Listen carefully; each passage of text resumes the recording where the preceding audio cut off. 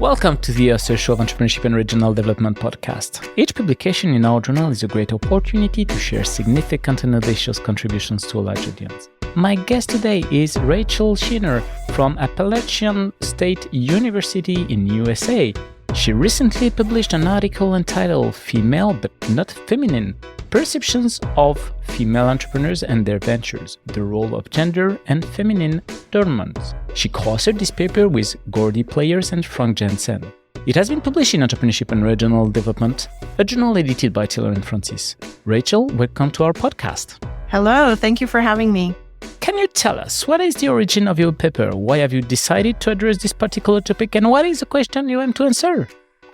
So we decided to study female entrepreneurs because there's a lot of research evidence in the entrepreneurship field that women tend to be underrepresented in entrepreneurship. They're more likely to own smaller firms with fewer employees.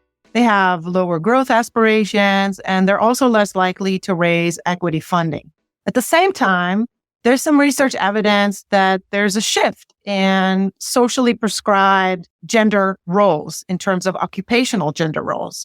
There's actually a study recently published in 2021 that looked at a decade worth of data covering more than 1.4 million data points that shows that there's a real shift in gender stereotypes regarding women's social and occupational roles. And there's about a close to 20% weakening in these gender roles.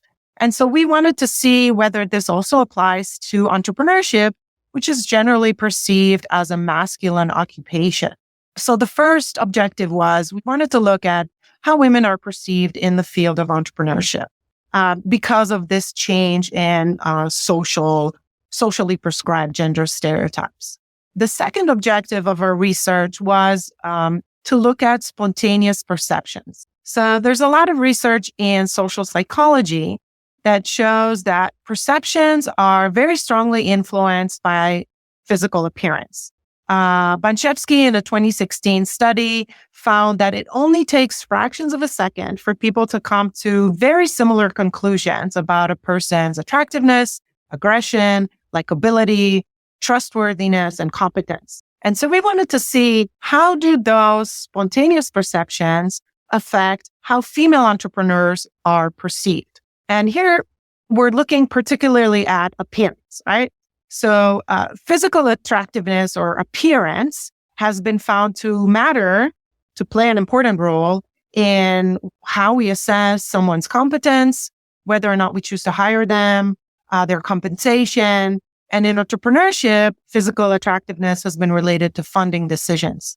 Women in various industries, especially in male-dominated organizations or occupations, are trying to accomplish the right look. It's referred to, the professional term for that is aesthetic labor. And women try to accomplish this right look because they want to establish legitimacy, credibility, acceptance, and those can very often be conveyed through dress. And so we wanted to see, does a female entrepreneur's appearance matter in how she is perceived? So those were the two research questions that we wanted to examine. How are women, female entrepreneurs, perceived in comparison to male entrepreneurs because of these changing gender stereotypes in society? And the second question was, does a female entrepreneur's appearance matter in terms of how she is perceived, in terms of her competence and the viability of her business? What are the main contributions of your paper? So in order to answer our questions, we conducted 3 experiments. We used stock photos. We pre-tested them to make sure that the images were similar on attractiveness, about the same age. And we also framed our research in the gender-neutral industry, the hospitality industry. We pre-tested that, and we found that industry to be gender-neutral. And so in this first experiment, we asked respondents to look at images of female and male entrepreneurs and assess them in terms of their competence and the viability of their venture. We had about 200 respondents in Belgium who looked at these images and assessed the entrepreneur's competence and the viability of their venture. And in this first experiment, we found that, surprisingly, female were perceived more positively than their male counterparts when it came to the competence of the entrepreneur herself and the viability potential for success of her venture. In the second experiment, we again used stock photos, but this time we only used images of female entrepreneurs. And we computer manipulated the images to add feminine adornments, nail polish, makeup, jewelry. And we asked respondents, again, about 200 respondents in Belgium, to look at those images and assess the entrepreneurs on their competence, the viability of their venture. And we added a third assignment asking them, if you had 300,000 euros, how would you allocate them between those individuals? Whose company would you want to invest in? And in this study, again, we were surprised. We found that the female entrepreneurs who did not wear adornments, so the images that were not manipulated, those individuals were perceived more positively, their ventures were perceived as more viable, and they received more funding compared to the women who did wear the feminine adornments. Again, makeup, jewelry, nail polish. The third experiment we did was with a sample of working professionals, business professionals who had investment experience. We had close to 90 respondents. And in this study, we sought to confirm the previous two experiment results, which were done with lay people. And indeed, we were able to confirm the findings of the first two experiments with individuals who were professionals with investment experience. What was for you the main theoretical or maybe methodological challenge or challenges in addressing such a question? So just to clarify the theoretical framing of our research, we based our research hypothesis on gender role theory. Gender role theory proposes that in every society, there will be expectations regarding the social roles that women and men should fulfill. And that also applies to occupations. Some occupations are perceived as more masculine. And entrepreneurship is, in general, in most societies, associated with masculine agentic traits like aggressiveness, autonomy, risk-taking. And this gender role theory is complemented by gender role congruency theory, which argues if you pursue an occupation that is incongruent with your gender, you're likely to experience bias and discrimination.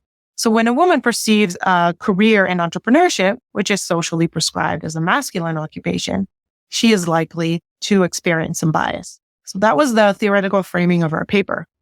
One challenge that we had was regarding external validity, right? So very few people would invest in a venture if all they know is what the entrepreneur looks like and the name of the venture. But because we wanted to study spontaneous perceptions, that's the only information we gave. And thankfully, my colleagues at University of Louvain-la-Neuve in Belgium were able to secure some funding so that we could confirm our findings with working professionals, which was a challenge. But we were able to complement the initial two experiment results with a sample of working professionals that have investment experience. During your research journey, what was your biggest surprise or maybe the most counterintuitive result? So as I mentioned earlier, first, we did not expect female entrepreneurs to be more positively perceived than their male counterparts. So that was a surprising finding. And we do acknowledge that we framed our study in a gender-neutral industry. So results might look really differently if you were to look at an industry that is framed as a masculine industry, like construction, for example. We also collected data in Belgium, which is a country or a society that ranks high on gender egalitarianism. These study results might look very different if we looked at a country that ranks lower on gender egalitarianism, like the US. And so this study really opens the door for more research on this issue, looking at other societies and other industries. The second surprising finding, and it was surprising because there is evidence that attractiveness is equated with more positive perceptions of individuals, their competence, their potential. And so we were surprised to find that wearing feminine adornments was actually associated with less positive reactions of the entrepreneur and her venture, and also led to lower financial allocations in the funding exercise. So this also surprised us. What are the main implications of your work for entrepreneurs, managers, policymakers, practitioners in general?